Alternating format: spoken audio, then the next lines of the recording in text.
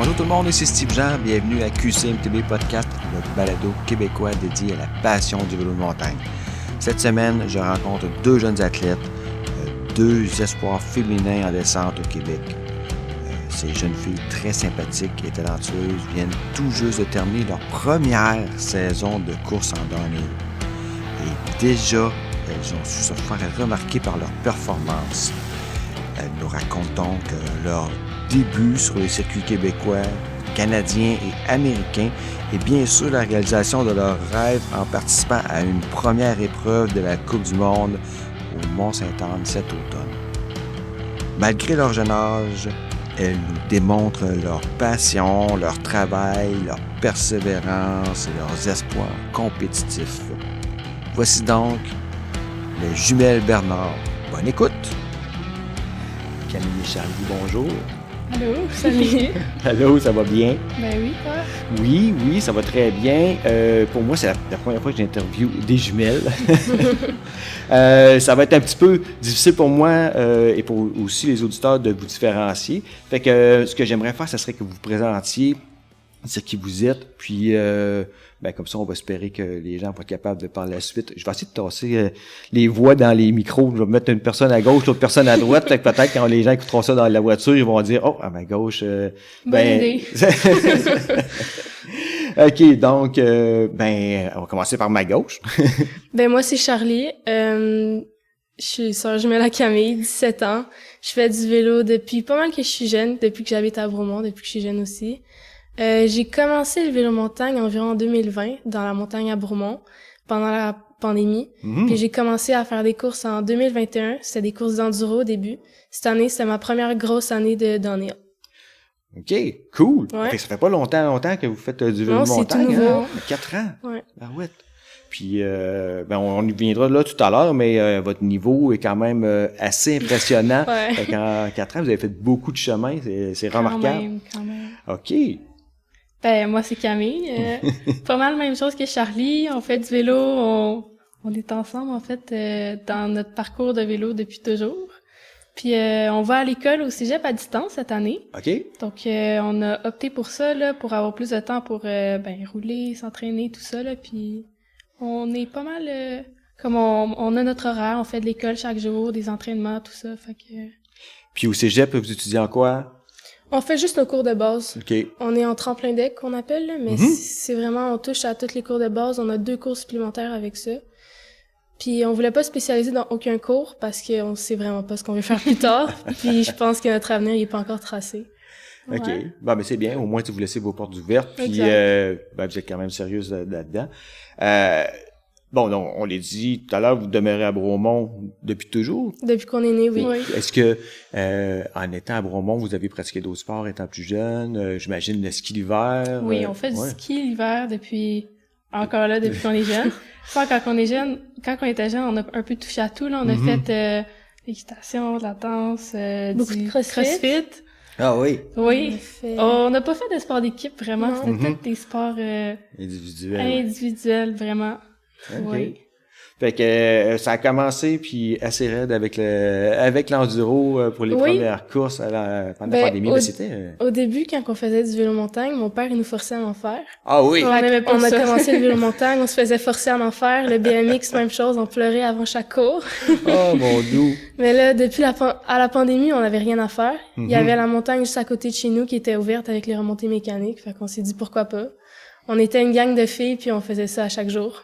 Puis c'est comme ça que ça a commencé. Fait que là, vous avez progressé super vite, juste à rouler avec vos amis. Pas mal, oui. Fait qu'on s'était ramassé une gang de filles, là, puis on allait triper sa montagne toute la journée, toute la semaine. Puis là, on a vu notre première course de vélo cette année-là, à Bromont. OK. Que c'était... Un petit stop enduro. Une Marin Wildside. À Bromont. Okay. Ça fait vraiment longtemps qu'il y en a peu à Bromont, là. Puis on a vu ça, puis mon père, juste avant la course, il dit « Ah ouais, les filles, inscrivez-vous, là. » Genre... Non, il nous a toujours poussé, mais juste assez. Fait que c'est parfait. Puis là, finalement, on a regretté de pas s'être inscrit à cette course-là. Ah oui, OK. On voyait nos amis la faire, puis on a regretté de pas être inscrit. Puis là, la prochaine, c'était Camp Fortune. Puis c'était la finale des Marins Wildside cette année-là. Fait qu'on est allé la faire, puis on a trippé, là. C'était malade.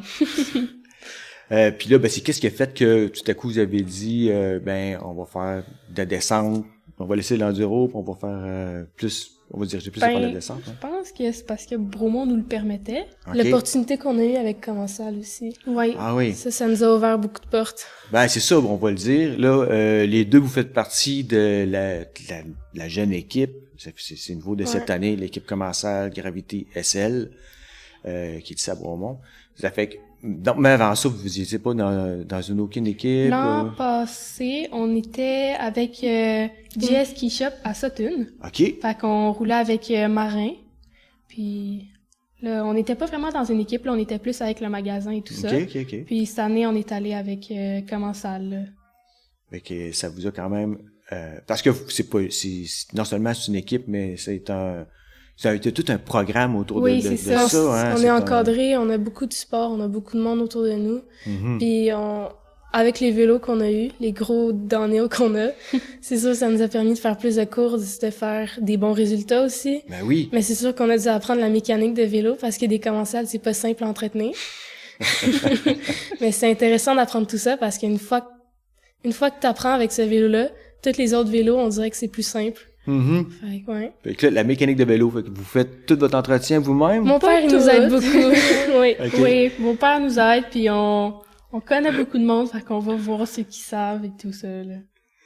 Ben, fait que l'entretien de base, vous en occupez, puis après ça, quand c'est des petits trucs qui brisent, là, c'est ça. C'est sûr qu'on a toute l'équipe autour de nous, il y a des mécanos dans l'équipe. Fait que vous allez à des courses, c'est sûr. Là. Exact. Vous êtes encadrés. Vraiment. Ah wow. C'est ça, c'est une belle opportunité pour vous, c'est génial. Puis ben on l'a vu cette année, vous avez quand même réussi à briller pas mal. Ouais. Des beaux résultats pour les deux. Qu'est-ce que vous avez fait un petit peu comme type de course parce que vous vous êtes promené quand même beaucoup aux États-Unis? Ouais. Ben cette année vraiment, on a commencé la saison avec les Pro Monster Downhill Series. Oui. On a commencé avec un camp d'entraînement au Tennessee.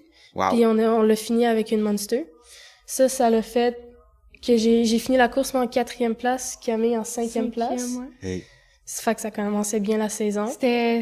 Ça commençait comme, on était déjà, on a pu s'habituer sur notre nouveau vélo qu'on n'avait jamais roulé. Juste un peu avant, pendant le camp d'entraînement, c'était on avait roulé tout notre nouveau. Vélo, notre première fois qu'on roulait un downhill, pendant une semaine, on l'a roulé, puis à la fin, on a fini la semaine avec une course. Puis vous êtes arrivé 4e et 5e. Ouais. Hey. Puis comment on se sent, là, comme ça? Ah, c'était magique, c'est un Pro Monster, là, puis c'est aux États-Unis, puis il y a des gens, là, il y a beaucoup d'athlètes, tu sais, sérieux qui et talentueux qui vont là. Oui. Ça donne un bon... On n'aurait pas pu rêver mieux. Ah oui, ça a vraiment bien fini la semaine. Ça lance bien la saison, hein? Ça nous a juste rendu encore plus excités pour les autres courses. Je comprends. Ça fait que vous avez fait plusieurs courses dans cette série-là. On en a fait 3 au total, oui. 3 au total? Ouais. À la deuxième course, c'était à Mountain Creek. Mm-hmm. Ah oui, hein? Puis elle aussi, elle s'est très bien passée. Wow. J'ai fini 2e et Camille... Moi, j'ai eu un petit accrochage dans ma descente. Je pense que j'ai fini 5e aussi. Et quand même. Ouais. C'est super bon. Mm-hmm. Hey. Puis, donc, c'est ça. Fait qu'après ça, vous avez fait quoi? Cette série-là, elle a fini avec les US Open à Killington. Yes. L'événement mémorable de l'année. Oui. C'était gros encore cette année. C'était vraiment fun. Il y avait plein de monde, plein d'athlètes de partout, là. C'était trippant. Puis moi, j'ai terminé, j'ai gagné les US Open. Wow. Puis je suis arrivée 2e au cumulatif de la série, en ayant manqué une course. Fait que j'ai fait 3 sur 4 des courses. C'est vraiment super, ça. Moi, j'ai pas pu la courser parce que, en fait, la fin de semaine d'avant, on a fait une Coupe Québec à Mont-Saint-Anne. Oui. Que là, j'ai eu une bad luck. Je suis tombée sur le dernier gros jump. Mm-hmm. Puis, j'ai réussi à me casser le petit doigt. Tout ça pour un petit doigt, mais j'ai joué ça safe en gardant en tête qu'il y avait la Coupe du Monde le week-end d'après. Au Mont-Saint-Anne. Oui, encore à Mont-Saint-Anne. Uh-huh.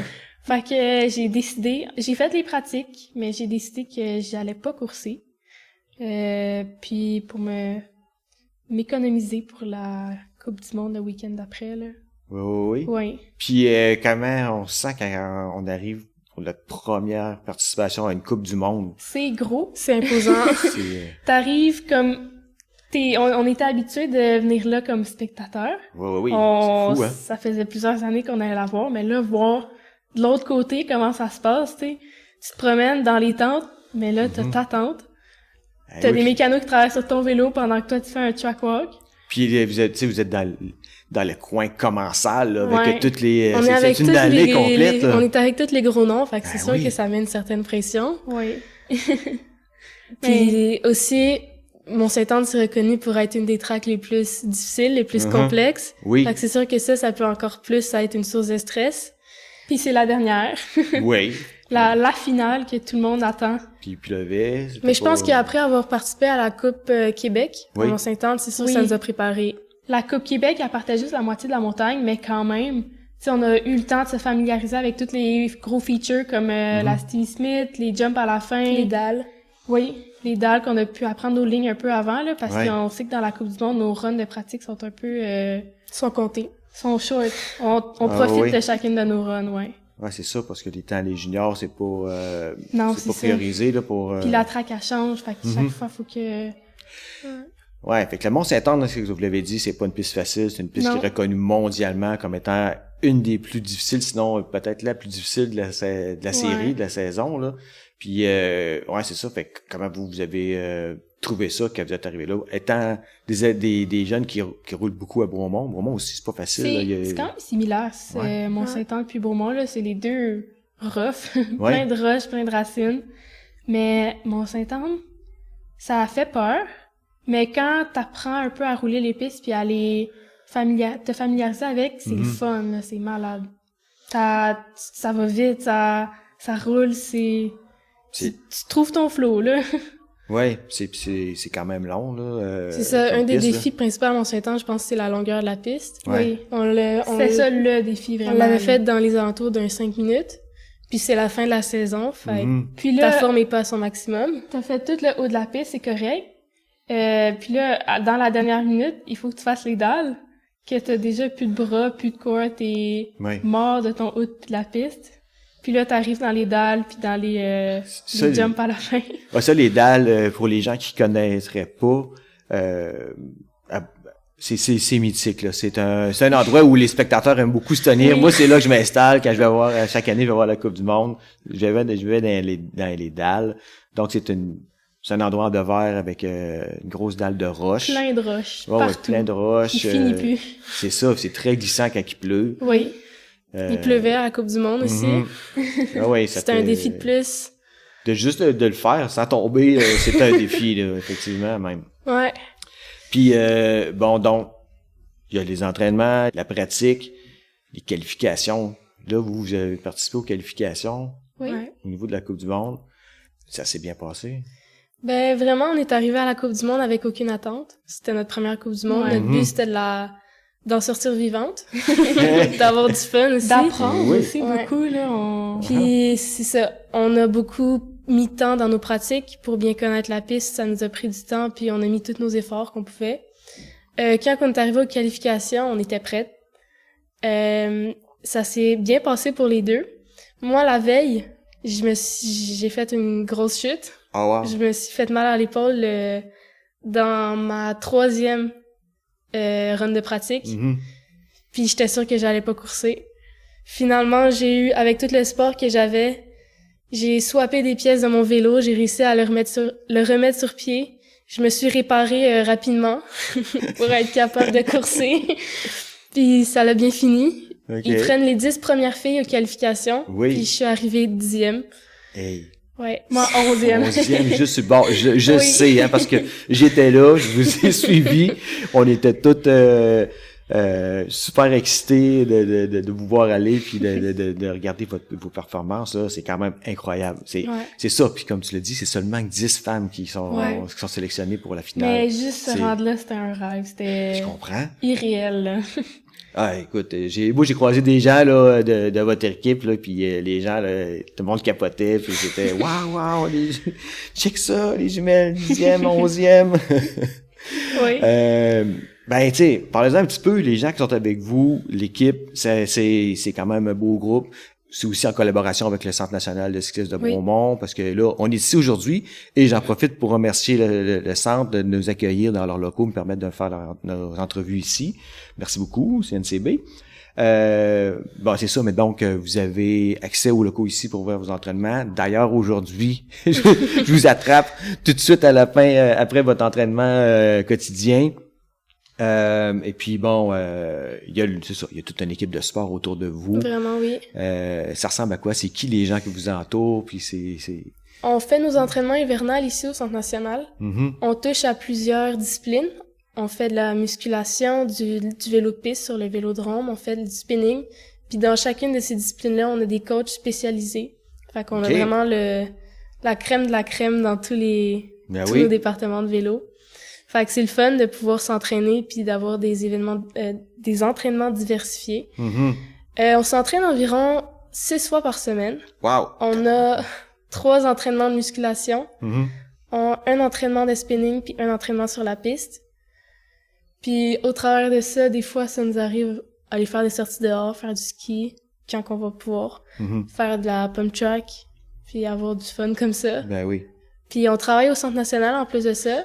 Effectivement. On passe vraiment environ 7 jours par semaine au Centre national. Oui. C'est votre deuxième maison. Hein? Pas mal, oui, vraiment. Pendant l'été, ben là, à ce moment-là, l'été est pas mal occupé. L'été, on roule beaucoup. Ouais, hein. On travaille au Centre national aussi l'été. Oui. On est au camp de jour. Fait qu'on passe la majeure partie de notre temps ici. Mm-hmm. Ouais. Puis on va en enduro si on peut, en downhill la fin de semaine. Les courses. Beaucoup. Oui, les courses. Puis c'est ça, on parlait des services, des gens qui vous entourent, mais vous avez des coachs ici. On l'a entendu récemment, j'ai fait une entrevue avec Alexandra Galarneau, qui je pense qu'elle vous a un petit peu encadré. Ouais, mais elle nous encadre, c'est une très bonne coach mentale. Oui. Il y en a pas beaucoup de ça, fait qu'on la garde proche de nous. Mais c'est aussi une très bonne amie, on s'entraîne avec elle. Mm-hmm. Puis ouais. Puis bon, justement, cette côté-là de l'approche performance mentale, est-ce que c'est des choses que vous avez mis en application, que vous avez pu voir déjà des gains au cours de l'année? C'est intéressant parce que on n'en a pas eu encore beaucoup de rencontres avec Alexandra pour ça, mais c'est sûr qu'on veut en avoir parce que c'est pas tout le monde qui a la chance d'avoir une coach mentale comme ça, puis de pouvoir améliorer son mental pour améliorer ses performances sportives. Mm-hmm. Puis c'est sûr que c'est précieux. Ça peut juste nous aider. Mais donc, cette année, c'était quoi votre approche par rapport, mettons, à la gestion du stress? C'est gros, c'était une grosse année pour vous cette année? Coup de défis, de nouveautés, d'émotions? Les deux, pas mal, on gère notre stress de façon très différente. Ah oui?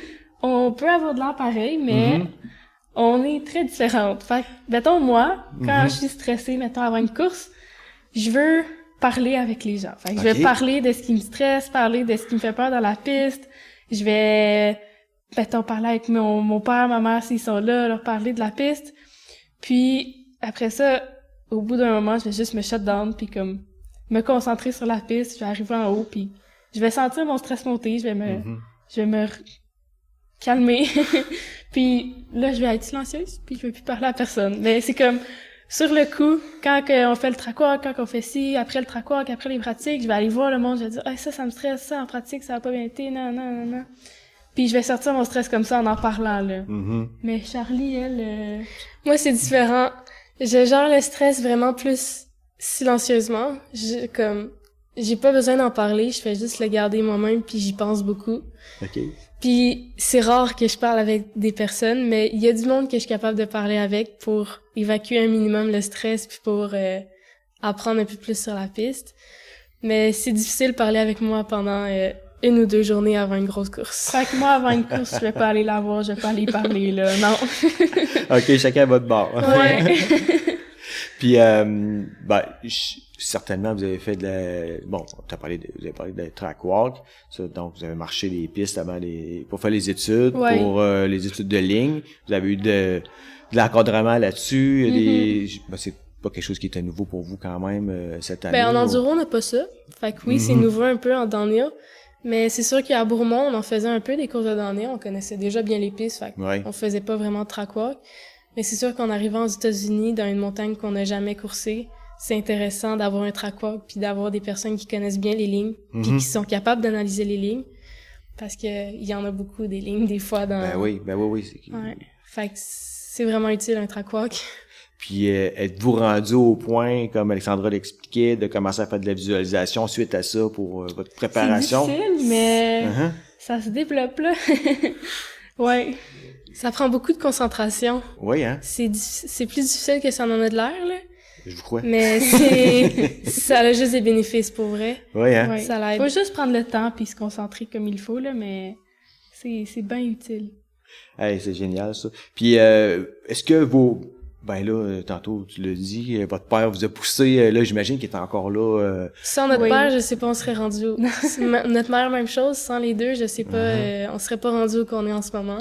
Est-ce qu'ils vous ont suivi tout l'été Oui. lors des Ah oui, OK. Ben, c'est, tu sais, depuis comme on disait tantôt, depuis qu'on est jeune, qui nous pousse dans le sport.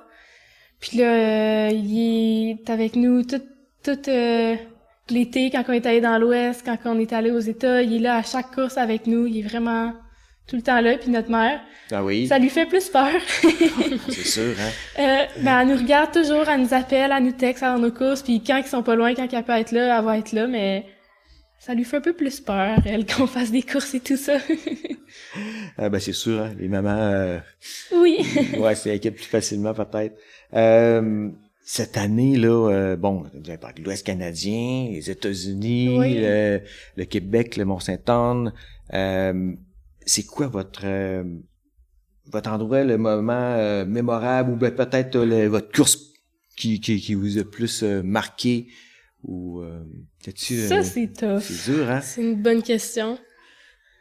Je pense que moi, personnellement, j'ai pas de course préférée. Mm-hmm. Je trouve que pour avoir une course préférée, il faut que tout soit là. Il faut que ça soit autant l'ambiance, les personnes qui sont là, les conditions de la piste en tant que telle, la montagne.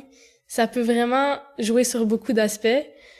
Mais je pense que Killington, ça va toujours rester un endroit que je porte dans mon cœur. Oui. J'aime beaucoup la piste, j'aime toujours l'ambiance quand on est là-bas. Puis c'est juste vraiment le fun.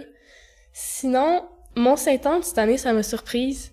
J'avais déjà fait une course d'enduro à Mont-Saint-Anne. Mm-hmm. C'était vraiment pas pareil à une course de damnée à Mont-Saint-Anne. Mais pourquoi? La course d'enduro était j'ai moins aimé ça. Parce que les pistes d'enduro sont loin. OK. Il faut beaucoup... T'étais pas dans le même secteur. Non, c'était pas dans le même secteur. Il faut beaucoup pédaler pour se rendre là. Tandis que la track de DH est vraiment proche. Oui. Puis est le fun. Et challenger. Puis ça rajoute des défis. Mais j'ai beaucoup aimé le parcours. C'est quand même similaire à Bourmont. Il y a plus de roches, il y a plus de dénivelé. OK. Mais j'ai adoré ça, Mont-Saint-Anne.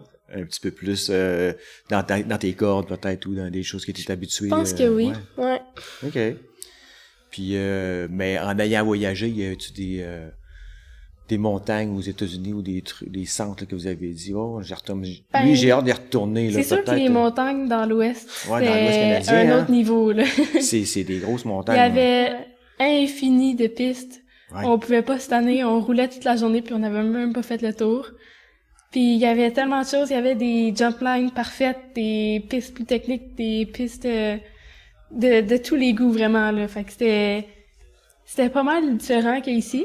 Ouais. Puis là on a juste fait 2 montagnes dans l'Ouest cet été. On a fait Silver Star puis Sun Peaks. Oui, c'est quand même des Puis là on va retourner l'an prochain, c'est sûr pour en essayer d'autres là. Ouais, c'est ça fait que ça ressemble à quoi là vos objectifs, votre plan pour 2025 là? En 2025, on va commencer la saison avec un camp d'entraînement. Mm-hmm. On va retourner au Tennessee. On va aller en Caroline cette année, Caroline du Nord. Wow. Puis on va encore faire les Monsters. Mm-hmm. Commencer l'année avec ça. Ensuite, cet été, on a prévu aller passer plus de temps dans l'Ouest. Je pense que c'est rendu à 1 ou 2 mois.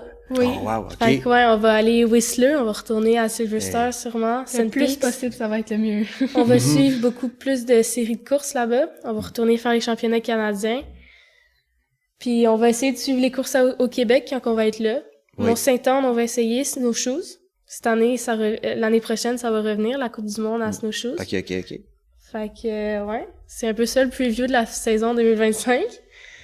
C'est bon, ça. Puis, fait que vos objectifs personnels... Je trouve ça difficile à déterminer des objectifs. Ouais, parce hein? que ça peut tellement changer rapidement. Mm-hmm. Mais je pense que moi, 2025, je veux continuer à avoir du fun. Continuer à faire des bons résultats. Je veux vraiment aussi améliorer ma technique. OK. Je veux, comme, c'est bien aller vite, mais pour aller vite, il faut une bonne technique. Mm-hmm. Fait que c'est les bases qu'il faut améliorer. Puis c'est jamais parfait, les bases. Fait qu'il y a tout le temps quelque chose à améliorer. Absolument. Ouais. Ah oui, OK. Moi, ça serait la technique aussi. Améliorer ça pour pouvoir éventuellement aller plus vite. Fait que gagner en vitesse, gagner en technique, tu sais, être plus, faire des gros jumps, des grosses drops, tout ça, là. Fait que évoluer en vélo, là, grandir, faire plus de gros features, avoir moins peur. Puis tu sais, c'est sûr qu'il reste à apprendre à gérer notre stress, nos émotions, tout ça. Fait que on peut juste en apprendre plein, là. Ben oui. Comment on fait pour, comme un athlète comme vous ici, qui veut améliorer ses habiletés techniques, c'est qui avez-vous un super coach là qui vous donne tous ces petits aspects-là, qui vous dit c'est comme Nous, des fois, on se fait des journées qu'on fait comme une simulation de course. uh-huh. Fait que, mettons, on arrive à Bromont, puis on se choisit une piste. Fait que, mettons, l'an passé, on avait fait ça dans la 20. Fait que là, on commence, on connaît déjà la 20, mais on l'a fait une première fois super lentement pour l'analyser. Fait que comme un track walk, mais sur notre vélo. Après que ce run-là soit fait, on connaît les features, on sait les mettre en ordre et tout ça. Puis, après ça, tu sais, c'est comme à une course, on va commencer à build up notre confiance puis notre vitesse. Fait que plus les runs vont, plus, tu sais, on va essayer des lignes, on va checker notre vitesse, comment ça va. Puis, tu sais, on peut utiliser une autre personne, comme, mettons, moi et Charlotte, on fait ça, on suit, on prend chacun une ligne différente, puis on check, mettons, si moi, en arrière, on a créé un plus gros gap ou un plus gros espace. Fait que, tu sais, il y a des techniques comme ça qu'on peut se faire une simulation de course dans une piste, les deux ensemble, puis tester les lignes, nos vitesses, tout ça, fait que... Mais êtes-vous quand même plus ça, au niveau là. technique, êtes-vous laissé comme ça à vous-même, puis vous comparez entre vous, ou si vous avez vraiment c'est comme un coach technique On là, a qui des est- coachs, un oui. coach Oui, technique, on là, a c'est des qui coachs qui aussi. est avec vous? L'an passé, on était avec Montem, avec Ok. Patrick Chartrand. Patrick Fait que, Chartrand, ben il nous coachait, puis il nous donnait plusieurs conseils, tu sais, nos positions, nos techniques sur les courses, comment comme se préparer face aux courses et tout. Puis là, On était aussi dans le club Evo, oui, Ok. avec le Devo féminin, avec Maxine. Maxime Bergeron? Oui, c'est Ah notre coach qui nous suit depuis notre début. oui, Ah oui, c'est ok, notre ben coach depuis le tout début, Maxine, là, elle qui nous suivait aux courses d'enduro, puis aux courses de downhill ici à Bourmont. OK. Ben, c'est ça. Donc, ça fait longtemps Oui. qu'elle vous connaît. Là. Vraiment. Vraiment. Ah, ben oui, ben, c'est sûr. Maxime, c'est un bon exemple à suivre. Oui. Effectivement. Oui. Un très bon exemple à suivre. Vraiment. Un beau modèle. Celle aussi qui nous a, à la Coupe du Monde, là, qui nous Mhm. a coachés puis qui nous a suivis. Ah oui, vous avez fait aussi une feuille Excel pour... Oui. vous- On nous a tout Tout organisé ça. préparé, c'était super. Oui, On est Oui. arrivés préparés. c'est génial. Ouais. Ça fait... ça va faire toute la différence. Ah, vraiment, oui. On est vraiment, vraiment chanceux. C'est elle qui, en fait, qui nous avait demandé pour, comme, être notre coach. Mhm. Puis nous. Ah oui, Ben oui, là. c'est sûr. On a sauté sur l'opportunité, puis on était super organisés, super prêtes, comme niveau planif et tout, là. Fait que... Elle nous connaît déjà bien dans ce qu'on fait, Mhm. nos habitudes avant les courses, puis nous, on la connaît déjà bien, fait qu'on s'entend bien avec elle. Puis elle sait ce qu'on aime puis ce qu'on aime moins. Elle connaît nos manières de nous échauffer ou comment qu'on est avant une course. Mais oui. Fait que c'était vraiment le fun de l'avoir à la Coupe du Monde. Puis je pense que c'est vraiment une bonne coach. Fait que c'est quasiment comme déjà, tu sais, le Dream Team, là, l'équipe de rêve pour une première année. Oui. C'est vraiment C'est une belle occasion, un beau dur programme. à battre comme Ouais, année, oui.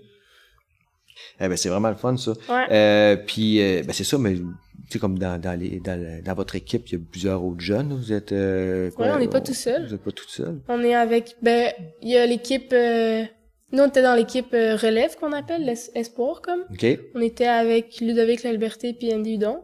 Mhm. Puis les quatre ensemble, on s'est développé une belle énergie de gang, les quatre. Puis on avait vraiment une belle vibe ensemble. Puis je pense que avoir une gang comme ça, puis autant d'énergie ensemble, autant de fun, ça te donne le goût encore de faire plus de vélo, puis d'être plus ensemble, puis de t'améliorer encore plus. Ben oui, Ouais. c'est clair.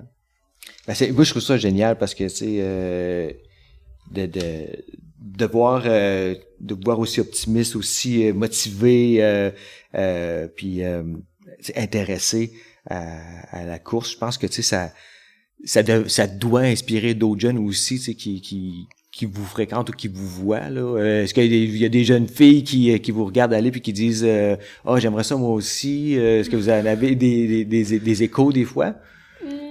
On a beaucoup de fils ou filles de nos parents. Nos parents, ils ont beaucoup d'amis qui nous connaissent, qui nous suivent. Parce qu'ils sont très actifs sur les réseaux, sur Facebook, surtout, nos parents. Ils postent beaucoup de photos puis de vidéos de nous. Puis je pense qu'il y a beaucoup des enfants qui nous regardent aller puis qui sont impressionnés. Ah oui. Même, je serais impressionnée, je pense, si je verrais des gens comme nous. Ben, moi, je le suis. Mais c'est sûr que c'est drôle. C'est quelque chose, regarder quelqu'un de cette manière-là, mais être cette personne-là, j'ai l'impression que je le réalise pas encore. On s'en rend pas compte. Non. Ben, c'est aussi, c'est nouveau, là. Oui. Oui. Oui. Ah, ben, écoute, moi, je pense que vous pouvez être une belle inspiration pour les jeunes parce que, tu sais, c'est vraiment bien qu'est-ce que vous faites puis que vous ayez du plaisir là-dedans puis que vous, tu sais, vous allez, tu sais, dans ce que vous aimez faire puis surtout, il n'y a pas beaucoup de filles dans le vélo montagne. Non. Ben, il y a beaucoup de filles qui font du vélo de montagne. Oui, il y a beaucoup de filles, mais dans les... en descente, qui font de la compétition. Descente surtout, oui. Au Québec. Vous êtes un bel espoir. Puis aussi, je pense, une belle inspiration, un beau modèle pour d'autres jeunes.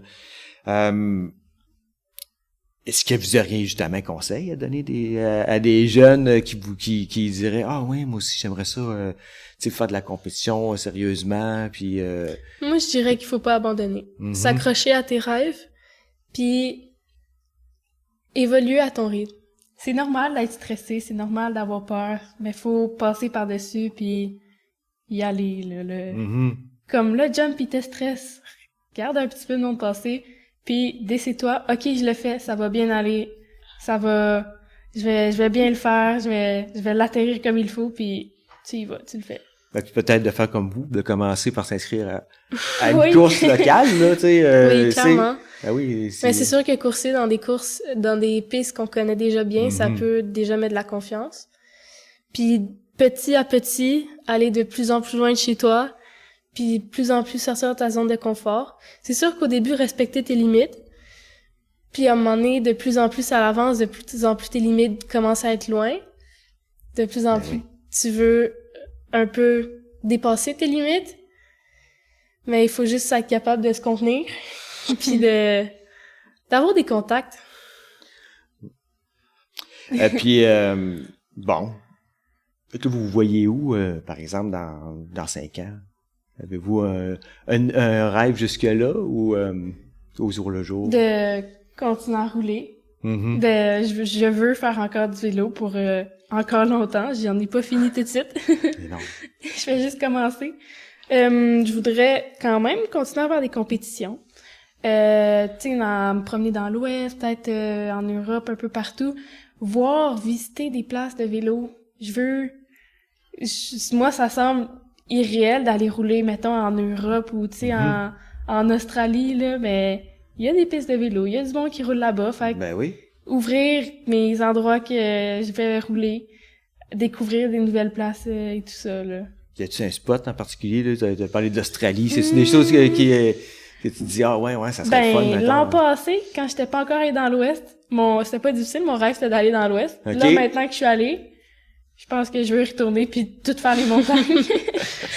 Moi, je pense que c'est osé. C'est pas mal l'Europe, mon rêve. Ah oui, hein? Ouais. Ça a l'air impressionnant, incroyable. Mais c'est sûr que l'Ouest, c'est déjà un bon début. C'est aussi un rêve qui devient réalité. Parce que c'est pas pareil que la maison. C'est beaucoup plus... il faut s'adapter. Oui, effectivement. Quand on est arrivé là cette année, c'était juste de la poussière. Puis on n'a pas beaucoup connu de poussière ici cet été. Oui, c'est différent, là. C'est pas des conditions vraiment. qu'on a ici, là. Ah oui, des pistes, là, c'est tellement sec que c'est Mais ça. surtout, le championnat canadien, on était surpris quand on est arrivé là-bas. On coulait dans la la semaine qu'on a roulé, c'était juste de la poussière. du gros sable, de la poussière. Puis on arrive à la course, on arrive en haut, puis il y a de la neige. Il s'est mis à pleuvoir. Il Mais il y avait mouillait encore de la assez haut, il neigeait. Fait que là, la piste était genre moitié sable, moitié comme gros sec. Puis l'autre moitié de la neige, de la glace, puis genre du mouillé, de la grosse eau, là. Wow. Fait qu'on apprend à rouler dans différentes conditions, Oui. là. C'est ça, hein? Il faut être capable de s'ajuster rapidement aussi. Mm-hmm. Ben oui. Mm. Ah oui, c'est fun. En tout cas, je souhaite vraiment que vous ayez beaucoup de plaisir à découvrir ces endroits-là cette année, puis que ça vous amène aussi plus tard Oui. à découvrir d'autres endroits, à réaliser ces petits rêves-là. Là. Ben oui. Ouais. Oui, c'est ça. Tu fais que les filles, vous avez fait une superbe de belle année, souvent dans le top 10, des premières, des deuxièmes places, des cinquièmes, des sixièmes places, puis aux qualifications 10 et 11 sur la Coupe du Monde. Vous avez voyagé beaucoup, vous êtes promené, une nouvelle équipe pour vous cette année, un nouveau programme, plein de gens qui vous encadrent, puis je pense que ça a été bien pour vous et pour beaucoup de jeunes.